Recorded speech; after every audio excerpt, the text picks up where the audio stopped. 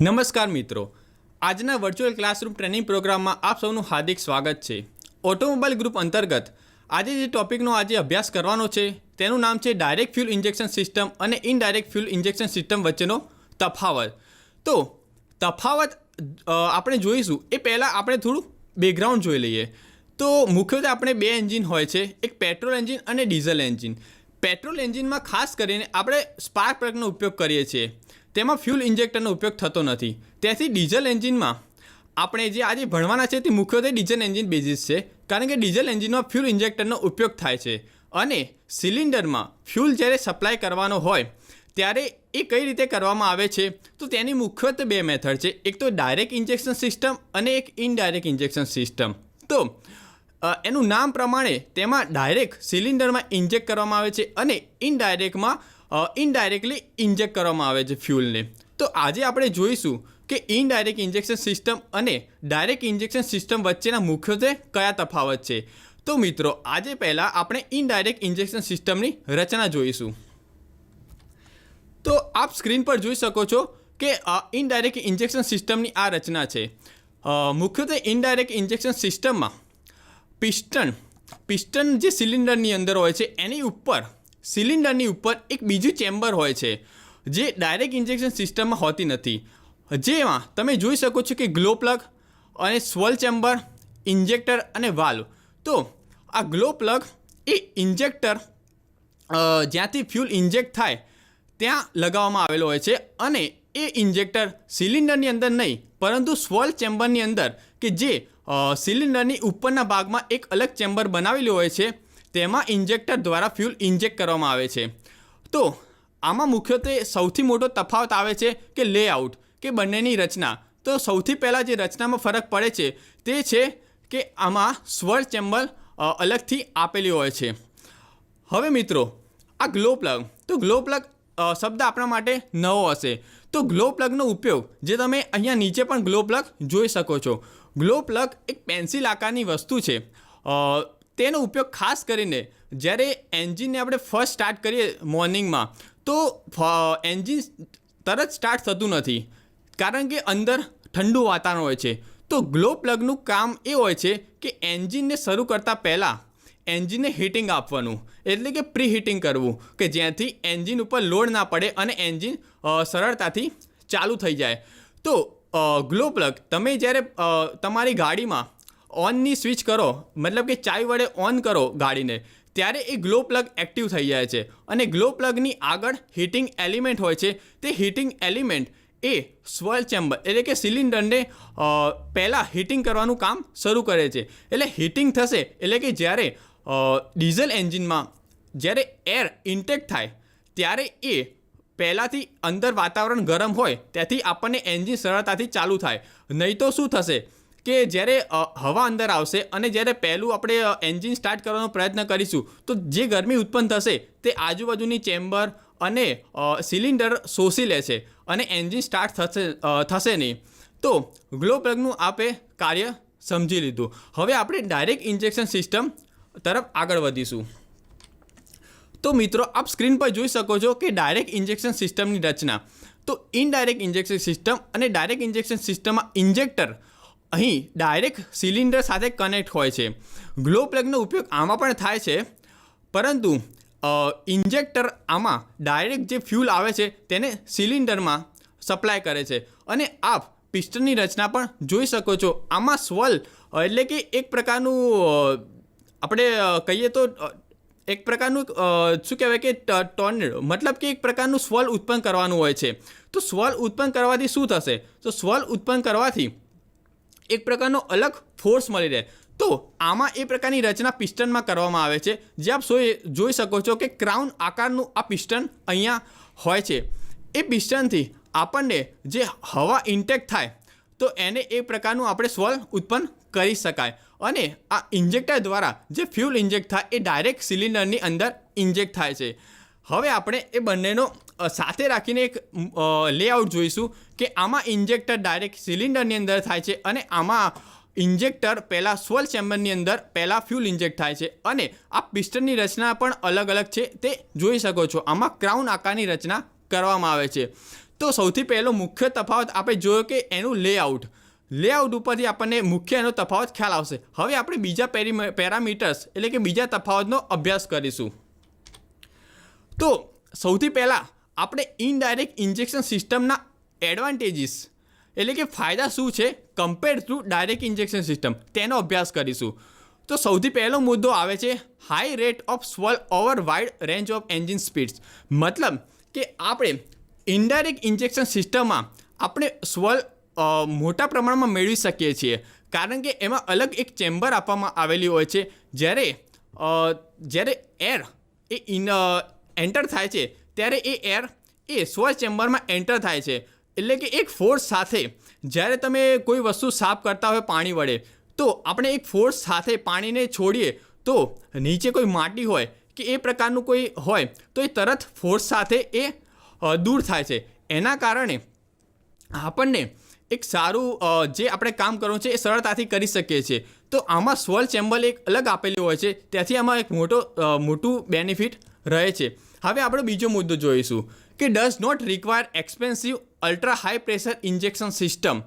એટલે એનો મતલબ કે આપણે ડાયરેક્ટ ઇન્જેક્શન સિસ્ટમમાં ઇન્જેક્ટ કરવાનું જે ફ્યુલ તે આપણે ડાયરેક્ટ સિલિન્ડરની અંદર ઇન્જેક્ટ કરવાનું હોય છે, ત્યાંથી આપણે પ્રેશરની ખાસ જરૂર હોય છે. જ્યારે ઇનડાયરેક્ટ ઇન્જેક્શન સિસ્ટમમાં એ આપણે પ્રેશર ઓછું રાખીએ તો પણ ચાલે, કારણ કે સ્વર્લ ચેમ્બર સુધી આપણે ઇન્જેક્ટરને ફ્યુલ મોકલવાનું હોય છે. તો આપણે બીજો બેનિફિટ મળે છે કે હાઈ પ્રેશર આપણે ક્રિએટ કરવું પડતું નથી અને એનો પણ ખર્ચો બચી જાય છે. હવે આપણે ત્રીજો મુદ્દો જોઈશું, less chance of injector blockage. આ મુદ્દો આપણે જોઈશું કે ઇન્જેક્ટરની અંદર જ્યારે ફ્યુલ આવતું હોય ત્યારે જો ફ્યુલની અંદર કોઈ કચરો હોય અથવા કોઈ હોય તો એ ઇન્જેક્ટરને બ્લોકેજ કરી નાખે છે, એટલે કે એન્જિન બંધ થવાનો ભય રહે છે.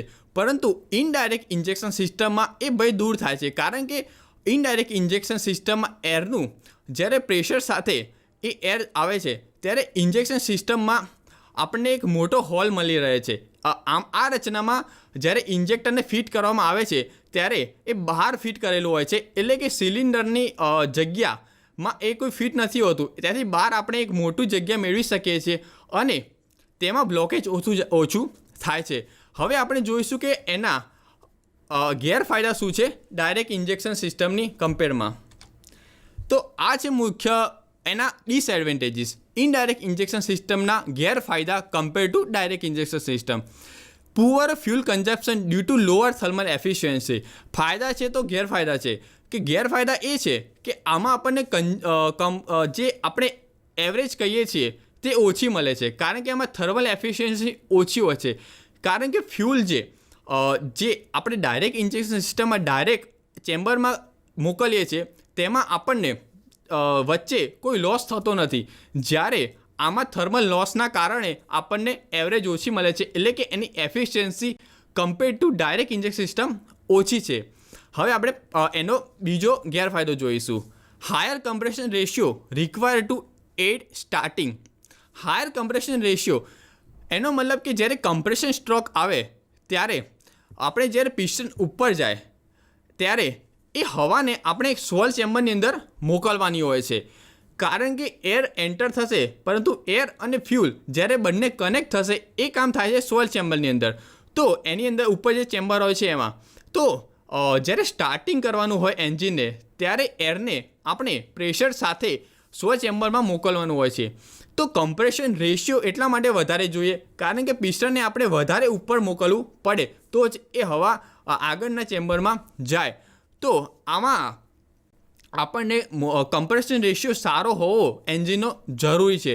તો આ બે મુદ્દા એના ગેરફાયદા છે. હવે આપણે આગળ જોઈશું કે એડવાન્ટેજીસ ડાયરેક્ટ ઇન્જેક્શન સિસ્ટમના ફાયદા શું છે compare to indirect injection system. તો સૌથી પહેલો મુદ્દો છે કોલ્ડ સ્ટાર્ટિંગ ઇઝ ઇઝીયર. મતલબ કે કોલ્ડ વાતાવરણ એટલે કે કોઈ શિયાળાનું વાતાવરણ અથવા આખો દિવસ રાતે આપણે ઘરે જોબ પરથી આવ્યા, કોઈ કામથી આવ્યા અને આખી રાત બાઇક પડી અથવા આપણી વ્હીકલ જે બંધ હોય અને જ્યારે સવારે ચાલુ કરવાનું હોય ત્યારે ખાસ કરીને આપણે જોયું હશે કે એન્જિન આપણે કે તરત સ્ટાર્ટ થતું નથી. તો મિત્રો આપણે કોલ્ડ સ્ટાર્ટિંગ એટલે કે જ્યારે એન્જિન ઠંડુ હોય ત્યારે એન્જિનને સ્ટાર્ટ કરવું હોય તો ડાયરેક્ટ ઇન્જેક્શન સિસ્ટમ એ ઇન્જેક્શન સિસ્ટમ એપ્લાય કરેલી હોય તો તેમાં આપણને ઝડપથી એન્જિન સ્ટાર્ટ કરી શકાય છે compare to indirect injection system. આપણે હવે બીજો મુદ્દો જોઈશું કે મોર ઇકોનોમિકલ. ઇકોનોમિકલી આપણે જોયું કે પહેલાંમાં એવરેજ ઓછી મળે છે, તો આ એક મોટો ફાયદો છે કે આપણને આમાં ઇકોનોમિકલી ફ્યુલમાં પણ પડશે. અને બીજું ઇકોનોમિકલ એની રચનામાં છે. આમાં બીજી કોઈ ચેમ્બરનું રચના કરવી પડતી નથી. ત્યાંથી શું થશે કે સિલિન્ડરની અંદર ડાયરેક્ટ ઇન્જેક્શન સિસ્ટમમાં હોય એટલે કે આપણને એ ઇકોનોમિકલી ફાયદો થશે. હવે આપણે ત્રીજો મુદ્દો જોઈશું, smaller combustion space, better thermal efficiency. મિત્રો, તમે જે રચનામાં જોયું હશે કે આમાં જે આપણે રચના છે એમાં સ્મોલર કમ્બશન સ્પેસ એટલે કે કમ્બશન કરવાની જે જગ્યા છે એ ઓછી છે.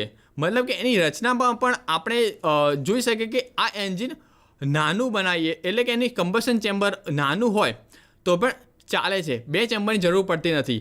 અને સ્મોલર કમ્બશન ચેમ્બરની કારણે આપણને પ્રેશર સારું મળે છે અને ટેમ્પરેચર પણ સારું મળે છે. એના કારણે થર્મલ એફિશિયન્સીમાં પણ આપણને ફાયદો થાય છે અને છેવટે જે એવરેજ કહીએ છીએ આપણને એમાં પણ આપણને ફાયદો થાય છે. ફ્યુલ ઓછું વપરાય છે અને આપણને સારી એવરેજ મળે છે.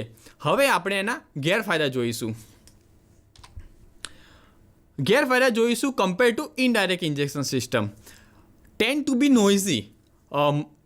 સ્વાભાવિક છે કે જો એનો કમ્બશન એરિયા ઘટાડી દઈએ તો પ્રેશર હાઈ ક્રિએટ થાય છે અને હાઈ પ્રેશર વખતે જ્યારે પાવર સ્ટ્રોક આપણને મળે એટલે કે ફ્યુલ ઇન્જેક્ટ કરીએ ત્યારે જે આપણને ધડાકો થાય અંદર, એક ફ્યુલ જ્યારે એર સાથે મળે ત્યારે એક ધડાકો ઉત્પન્ન થાય, એ ખૂબ જ અવાજવાળું હોય છે. પરંતુ ઇનડાયરેક્ટ ઇન્જેક્શન સિસ્ટમમાં ચેમ્બર અલગ હોય છે, ત્યાંથી આપણને ઓછું નોઇઝી મળે છે. પરંતુ ડાયરેક્ટ ઇન્જેક્શન સિસ્ટમમાં કમ્બશન ચેમ્બર નાની હોવાના કારણે, પ્રેશર હાઈ હોવાના કારણે એને આપણે નોકિંગ પણ કહીએ છીએ કે નોકિંગની પ્રક્રિયાના કારણે અવાજ પણ ખૂબ જ થતો હોય છે. આપણે જોયું છે કે ડીઝલ એન્જિન અને પેટ્રોલ એન્જિનમાં જ્યારે વ્હીકલ ચાલતું હોય ત્યારે પણ અવાજ ડીઝલ એન્જિનમાં થતો વધારે હોય છે. તો એ જ કારણ છે નોકિંગના કારણે. તો ઇનડાયરેક્ટની કમ્પેરિઝનમાં અવાજ તો બંનેમાં થાય, પરંતુ ઇનડાયરેક્ટની કમ્પેરિઝનમાં ડાયરેક્ટમાં એ અવાજ વધારે થતો હોય છે. આપણે હવે બીજો મુદ્દો જોઈશું, more prone to blockage due to small injector holes. આ એનો ગેરફાયદો છે કે તેમાં બ્લોકેજ થવાની શક્યતા વધારે હોય છે, કારણ કે ઇન્જેક્ટર ડાયરેક્ટ સિલિન્ડર ફિટ કરેલું હોય ત્યાંથી શું થશે કે જે એની સ્પેસ છે ઇન્જેક્ટરની એ થોડી એ રીતની હોય છે કે એમાં આપણને જગ્યા ઓછી મળે છે. એની જગ્યા ઓછીના કારણે શું થશે કે બ્લોકેજ થવાના ચાન્સીસ વધારે રહેશે. હવે આપણે એનો નેક્સ્ટ ગેરફાયદો જોઈશું કે slower swirling, particularly at low engine speed. Swirling, જે આપણે સ્વર્લની વાત કરી, તે સ્વાભાવિક છે કે ઇનડાયરેક્ટ ઇન્જેક્શન સિસ્ટમમાં વધારે મળે છે, જ્યારે આમાં ઓછું મળે છે કારણ કે આમાં સ્વર ચેમ્બર અલગથી પ્રોવાઈડ નથી કરી હોતી. પિસ્ટનની અંદર એક રચના કરેલી હોય છે, પરંતુ જે પ્રેશર એમાં ક્રિએટ કરવાનું હોય છે એટલું પ્રેશર એમાં મળતું નથી.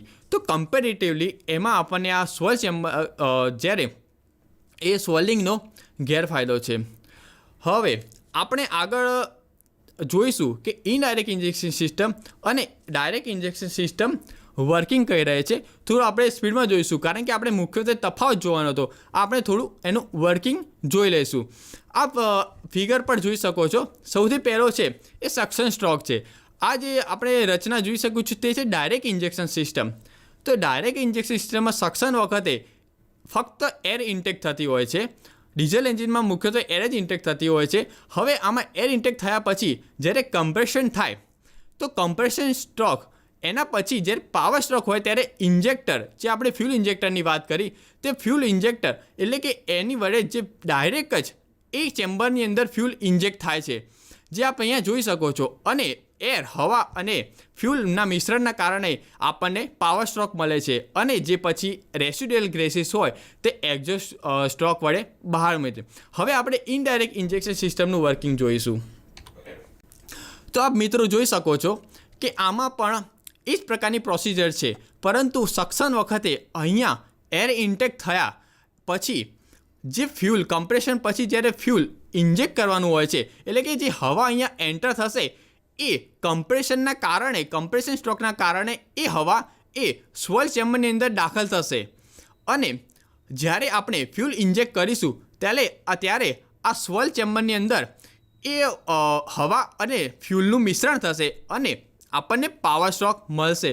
પાવર સ્ટ્રોકની અંદર જે એક્ઝોસ્ટ ઉત્પન્ન થશે એટલે કે રેસિડ્યુઅલ ગેસીસ તે એક્ઝોસ્ટ પાઇપવાળા એક્ઝોસ્ટ વાલ્વ દ્વારા બહાર નીકળશે. તો મિત્રો આપણે એની વર્કિંગ પણ જોઈ લીધું, એનો તફાવત પણ જોઈ લીધો.